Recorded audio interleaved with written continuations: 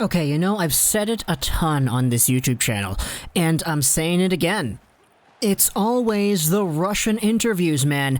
These are the weirdest things. And if you usually take any Russian interview with a Russian hockey player or whatever, you translate it from Russian to English, and you read it, you usually, more often than not, will find some very interesting questions and even weirder answers. It's always Sportbladet, it's the KHL website, and in this case with Nikolay Goldobin, it's over here again on Championat.com. If you remember, this is the website that had the Henrik Zetterberg for, I think it was Tyler Johnson trade idea that was going around. Yeah, this is the website that had it. So nowadays, if we go over on a Championat.com, we're taking our focus onto Nikolay Goldobin, because there was an interview done with Goldie, a former Vancouver Canucks prospect, acquired from the San Jose Sharks in the Jannik Hansen trade, who was then a player for the Vancouver Canucks, but then got sent back down to Utica, and now who is a full-time KHLer. But before we get into that, thank you to those who commented about gambling in the previous Vancouver Canucks video yesterday. If you want a chance to be featured in the next video, stick around to the end for the comment of the day for a chance to be featured in the next video for sure. But today we're going over this article over here on Championat.com. The title is, translated from Russian into English, of course, "I Still Make Good Money. Goldobin's New Challenge." The article goes over the newcomer to Metallurg Magnitogorsk in Nikolay Goldobin. It talks about Vorobyev, it talks about Podkolzin, his career in the NHL, and his departure from the CSKA Moscow system as well, not to mention Vasily Podkolzin. And of course, we're going to leave a link in the description to this article just in case you want to read it yourself. It's a very lengthy piece, I will say. These Russian interviews usually are. But of course, though, this interview is in Russian, so you might need to be like me and use the Google Translate machine to translate it from Russian into English. So without further ado, let's go over just exactly what this entails. Because if we're taking a look at the context around it, the article opens up by talking about how Nikolay Goldobin was a player who is brand new to Metallurg, and he is on the team now. He is playing under head coach Ilya Vorobyev, and he's in a spot where he was indeed injured for about 5 weeks. He wasn't able to do anything, and now he is back in hockey. The article also talks about any grudges that he might have towards the CSKA Moscow team, to which he says, no, what grievances can there be towards a team like that? I'm not a small child. This is the hockey business. I had to leave. There was nothing to be done. But now I'm on a good team too. We parted with CSKA normally.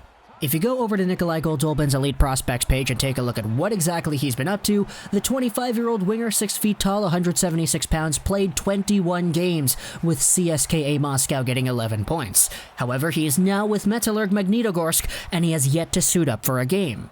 But if we go over into the actual quotes over here, they talk a little bit more about how he left CSKA. He had a contract with them until April 2022, and now with Magnitogorsk until 2021. His salary was dropped. Was it difficult for you to make that move? And he says, no, I still earn decent money.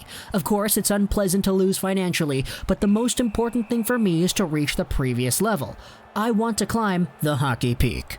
Now, there is a very nice highlight over here talking about why exactly he didn't succeed with CSKA Moscow.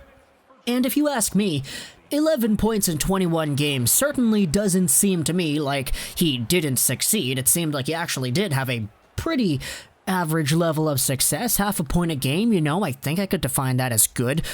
But Goldobin says the Army team has a slightly different style of hockey. I tried to get used to it. I didn't score for a long time. The puck literally didn't go into the goal. Then I gradually started to get more points, but I could have played better. I have complaints about myself, but in general, I gave my best. Moreover, both on and off the ice, I know my capabilities, and I know what I'm capable of. The article then goes over what exactly happened. Oh, there was a fracture there, etc., etc.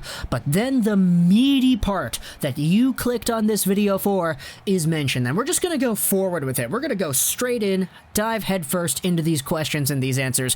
And this is kind of what makes it a little bit weird, in my opinion. So, before coming to Russia, you played for the Vancouver Canucks system for a long time, playing for Utica last season. What are the differences between the AHL and the KHL? The differences are, of course, notable. Russian hockey is different from the Canadian style. I spent 8 years overseas.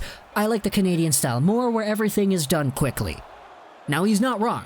The KHL plays the traditional Russian style of hockey, where there's a bigger emphasis on passing and puck possession and slowing the game down. The North American style, for example, is a lot more physical, it's a lot more fast-paced, and there's a lot less time to think on the fly. Goldobin says that in the Canadian style, everybody's trying to play the body and make hits, but he usually doesn't hit anybody. Now, you could say that could be a contributing factor as to how exactly Travis Green utilized Nikolay Goldobin, because if you remember, a big part of Goldobin's, for lack of a better term, tribulations on the Vancouver Canucks were because of his defensive play, because of his efficiency and his overall consistency when it came to the play away from the puck. Who knows if hitting is a part of that, but he mentions right off the top here, yeah, he doesn't really like hitting anybody. The interview then asks this: Nikolay, what are your impressions of the last season you spent in North America? I played a good season in 2018-19. I scored almost 30 points, and then they sent me down to Utica. And right from the camp, they didn't allow me to play a single game.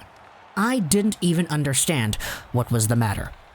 As a result, he played for Utica the entire year and was promoted to Vancouver for just one game.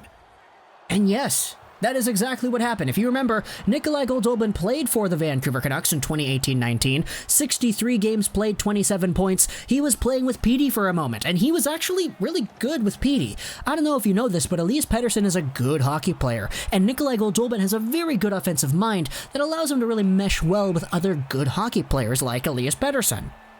But after his season in the NHL that year, everybody was kind of like, okay, Travis Green is saying this entire time, Goldie needs to work defensively. Goldie needs to work away from the puck. Goldie needs to actually skate when he doesn't have the puck. And so he spent the next full year in the AHL. He dominated the Utica Comets, was one of the best players on that squad, 50 points, 51 games played. And then Goldobin comes out here a year later and he says, yeah, I didn't even understand what was wrong. You know, right from training camp, they sent me to Utica, they didn't allow me to play a single game with the Canucks, and I didn't understand what was wrong. And to that, I just say, oh boy. Oh boy. The interview then jokes around a little bit, looks like the Canucks are having another restructuring year, and Goldobin jokes around, says, yeah, I have a feeling they're rebuilt every year. Now, I don't know if this says straight up, oh, they're rebuilding every year, but rebuilt kind of just means like, you know, retool, reconstruction, and that kind of makes sense. Every NHL team, quite literally speaking, restructures every single year. The Canucks did that by replacing Tanev and Markstrom with Schmidt and Holtby, not to mention all the other guys that might be able to crack the lineup as well. So there is indeed restructuring going on. It's just, I don't know if this interview over here is talking about how they're rebuilding or whatever, but he is kind of joking around. That's kind of the vibe that I'm getting over here. He then talks about the Sedins, how the Sedins are leaders, and Pavel Bure, the nostalgia over here as well. And then they ask him this: do you exclude that someday you will return to the NHL? So far, my thoughts are only about Metallurg Magnitogorsk. This is my new club. I got new emotions. I hope we go far in the playoffs. So that's kind of the stuff I wanted to go over with this Nikolay Goldobin interview, mostly because of the aspect that he doesn't know why exactly he was sent to the AHL. Now, maybe that's lost in translation. Again, it's Russian, it's translated into English via Google Translate, so who knows if this is, you know, even accurate. But, man, if that's true, if Nikolay Goldobin legitimately doesn't know why he was in the AHL for 2020, or 2019-20, I guess, or yeah, it was 2019-20, then I don't know what to say, man. Travis Green was so open to the media talking about these Nikolay Goldobin things, and everybody behind the scenes kind of knew what was going on. So to hear from the player himself that he doesn't know why he was sent down, yeah, it's kind of funny. That's kind of funny.